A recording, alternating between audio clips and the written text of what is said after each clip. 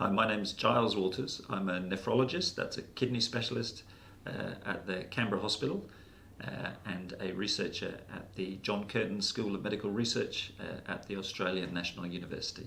And I am here to talk to you about kidney transplantation. Kidney transplant is what we regard as the treatment of choice for patients whose kidneys have failed. And whilst dialysis is excellent and it keeps people alive and prevents their slow deterioration from kidney failure, it is a very burdensome treatment. It takes a lot of time and it does not restore patients to full health. Transplantation, on the other hand, I'll try that again. Transplantation, on the other hand, does a much better job.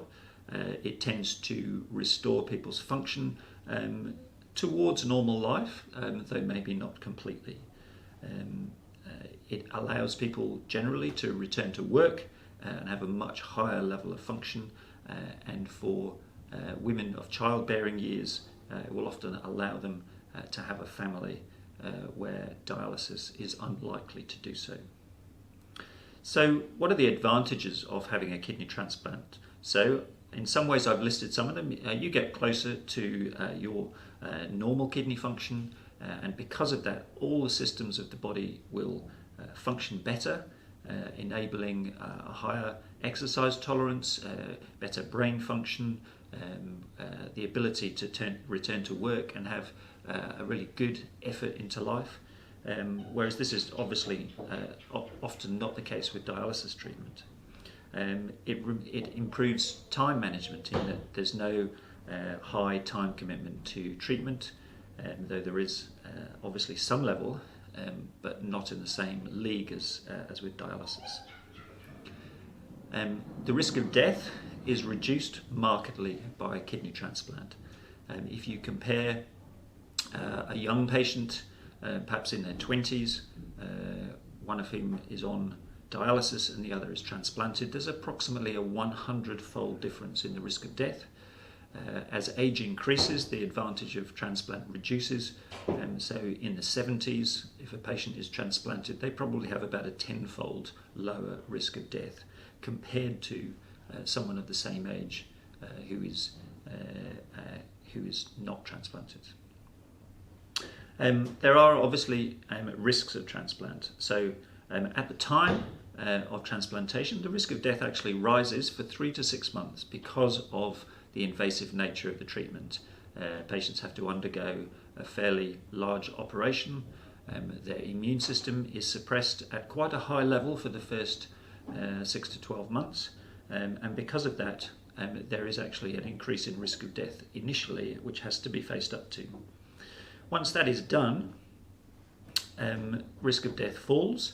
Patients have to keep taking tablets. Now there are risks with all tablets, as I'm sure you're aware, of side effects, and those tablets need to be taken.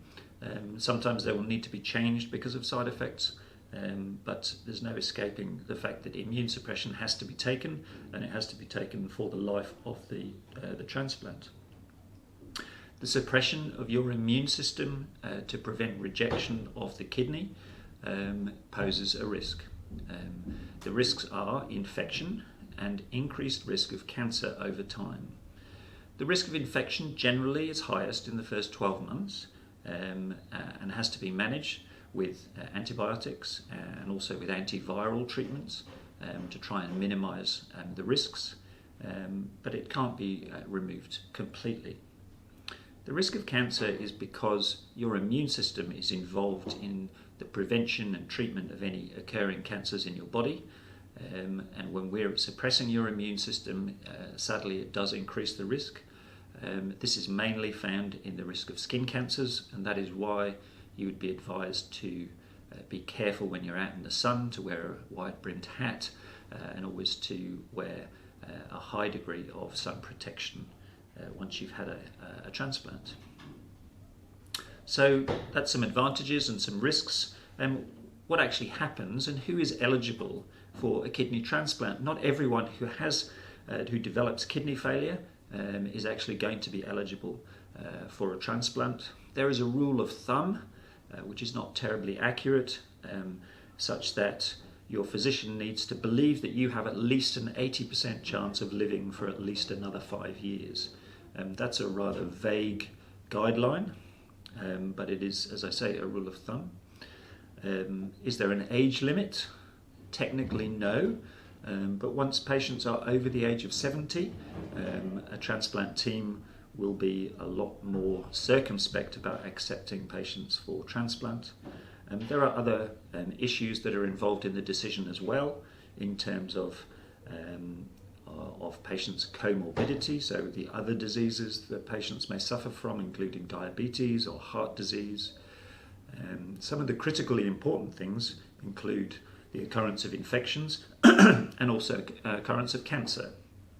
So if a patient has had a cancer, there will be an at least 5-year wait before they're likely to be approved to receive a kidney transplant. That period of time is variable depending on the type of cancer involved and the extent of spread and all sorts of other things in the treatment. But certainly those are issues that have to be addressed before a patient is accepted as a potential transplant recipient. Once that initial decision is made, patients have to undergo what's called a workup, which is merely a whole string of investigations that will look to assess what the level of risk is in performing a transplant on a patient. That includes looking at their blood vessels, whether there's lots of damage there, or how their heart is functioning, whether there's any evidence that they may have problems with their heart, such as ischemic heart disease involving angina or heart attacks, and whether that maybe needs to be fixed before approaching the idea of a kidney transplant. All of the workup tests need to be completed, and that will then need to be considered as a package by the transplant team, who will consider whether there are further investigations required or whether the patient can simply be approved for heading towards a transplant. The next question that needs to be considered is whether the patient has a donor or whether they will need to be going on to the deceased donor waiting list. Patients who are able to access a donor, perhaps from their family or from their friends, are liable to have an easier time of things. With a donor, we can move more quickly to a transplant, and for some patients who are prepared, it is possible to get a transplant before actually requiring dialysis treatment.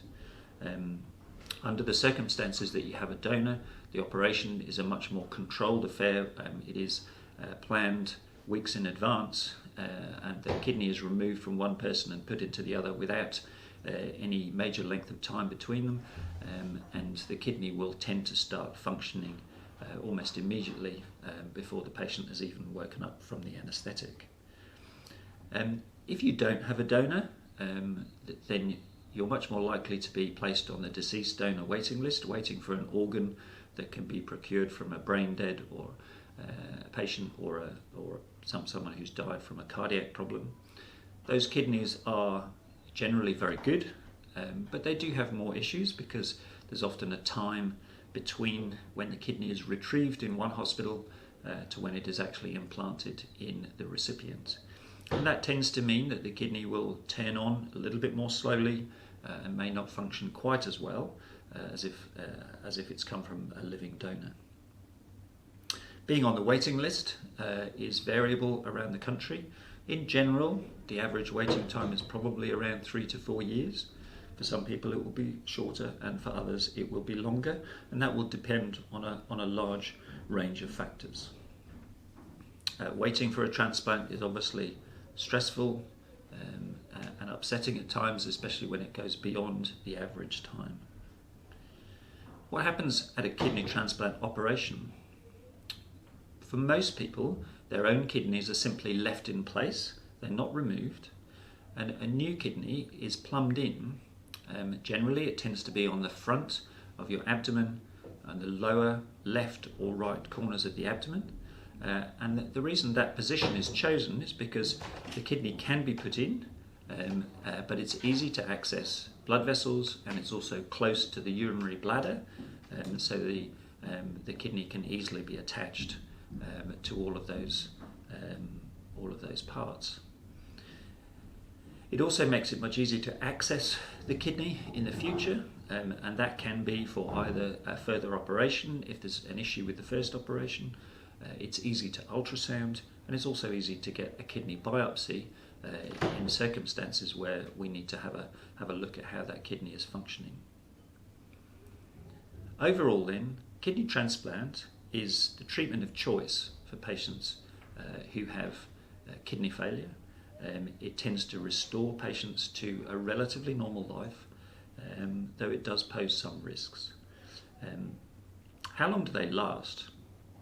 This is actually a much more difficult question than you might imagine. We can examine how long kidneys last from the past, but it's much more difficult to predict how long kidneys will last when they're transplanted now. Generally, more than 50% of kidneys will still be going 15 years after their transplant. How long will they go? Well, yesterday I was in clinic and one of my patients has had their kidney for 38 years. It is still going extremely well, and there's no reason why that should not continue. Clearly that's relatively unusual. Now, our own data runs on our current electronic record for about 10 years. More than 90% of patients are alive 10 years after their transplant, and more than 80% of their kidneys are continuing to function very well. So the short answer in how long will your kidney last is probably quite a long time, but it's difficult to be more accurate than those numbers. Overall, your kidney physician is likely to want to recommend transplantation to you if at all possible.